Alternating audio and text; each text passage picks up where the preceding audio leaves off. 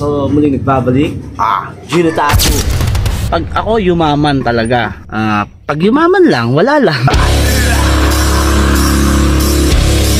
So yun, meron tayong kliyente ngayon guys, no? Samahan nyo ako, magsiset up muna ako.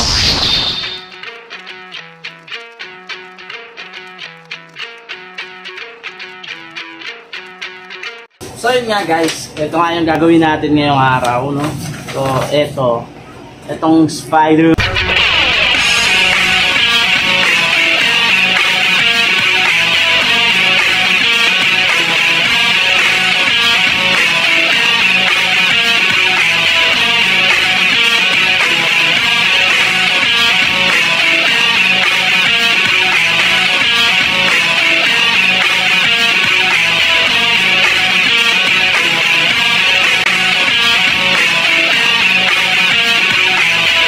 So guys, ito na nga, dumating na nga ang ating kliyente at yan, nilagyan na nga natin ng alcohol upang malinis yung parte. Nalalagyan natin ng stencil solution. After ng stencil solution, so ikalat lang natin dun sa parte na pagdidikitan natin. So yan, idikit lang natin ng dahan-dahan tong ating design upang hindi magkagulo-gulo at magka-doble-doble yung pagdikit nyo ng stencil nyo. Dahil pag yan nag-doble-doble, minsan ang sakit sa ulo. So yan, nakita nyo, diba? Smooth na smooth par! So anyway guys, ito nga po pala yung mga kliyente natin, no? At ito nga po palang isang to. Ayan nga pala yung client natin noong nakaraan. So yan si boss. So ito ay yan yung mga ginawa natin sa kanya, no? 3 small fish yung pinagawa niya noong nakaraang linggo. So yan na yung magkakasama sila sa trabaho. Kaya nagkakaroon din tayo ng kliyente. Nakakahatang sila ng kliyente. Nakapagdala dito sa bahay natin. Alam nyo bakit? Dahil nga magkakatrabaho sila. Syempre sasabihin nyo sa katrabaho, tol, ano, kung saan ba nagpatato, sama mo naman ako. Kaya sinamahan niya dito sa bahay. So yan nga guys, ayan nga yung pangatlong tattoo niya, no? Bali nga 3 nga yan, diba? Sabay-sabay nga, ulit-ulit pe. Tattoo minimalist tattoo yan. Salamat boss. At eto naman na nagsisimula na nga tayo dito mag-tattoo. So yan, nag-umpisa na nga tayo sa ilalim. Tapos yan, ang bilis, di ba?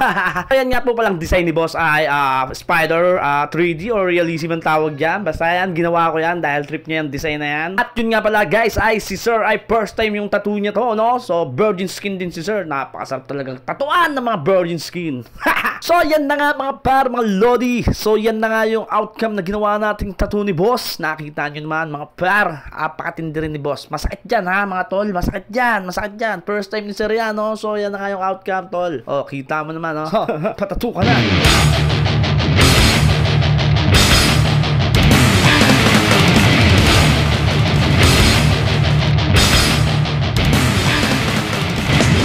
So yun na nga guys, maraming salamat sa mga sumusuporta sa atin dyan at sumusubaybay sa mga ginagawa nating videos. Maraming salamat sa inyo mga bar. Maraming salamat din sa iyo boss. So yun, alagaan mo na lang yung bagong tattoo nyo boss. At muli kang bumalik at muli kang magpatato para masaya. Happy!